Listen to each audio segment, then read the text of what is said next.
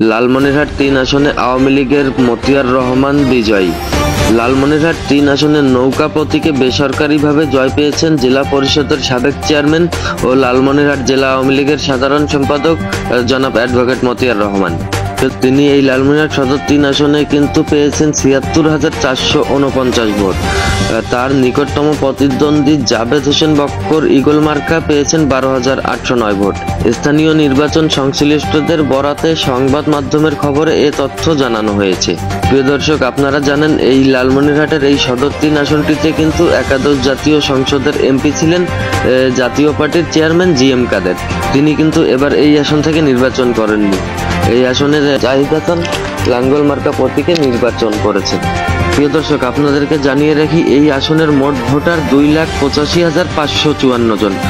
এর মধ্যে কিন্তু পুরুষ ভোটার ১,৪৩,২১২ এবং নারী ভোটার রয়েছে ১,৪২,৩৬১ জন এবং তৃতীয় লিঙ্গের ভোটার রয়েছেন একজন।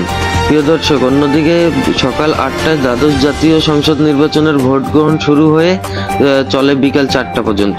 প্রিয় দর্শক, আপনারা কিন্তু জানেন এবার বিএনপি সহ বেশ কিছু রাজনৈতিক দল নির্বাচন বর্জন করেছে। তারপরেও ২৮টি রাজনৈতিক দলের ১,৫৩৪ জন প্রার্থী নির্বাচনে প্রতিদ্বন্দ্বিতা করেছেন। অন্যদিকে স্বতন্ত্র প্রার্থী হিসেবে ভোটের মাঠে ছিলেন ৪৩৬ জন। প্রিয় দর্শক, নির্বাচন কমিশনের তথ্য অনুযায়ী রাজনৈতিক দলগুলোর মধ্যে আওয়ামী লীগের প্রার্থী ২৬৬ জন, জাতীয় পার্টির প্রার্থী ২৬৫ জন, তৃণমূল বিএনপির প্রার্থী ১৩৫ জন, জাতীয় সমাজতান্ত্রিক দল জাসদের ৬৬ জন, ন্যাশনাল পিপলস পার্টির ১২২ জন এবং জাতীয় পার্টির ১৩ জন, বিকল্পধারা বাংলাদেশের ১০ জন প্রার্থী নির্বাচনে প্রতিদ্বন্দ্বিতা করেছেন। বার্তা লালমনিরহাট নিউজে আজকের প্রধান খবরটি আপনাদের জানিয়ে দিলাম।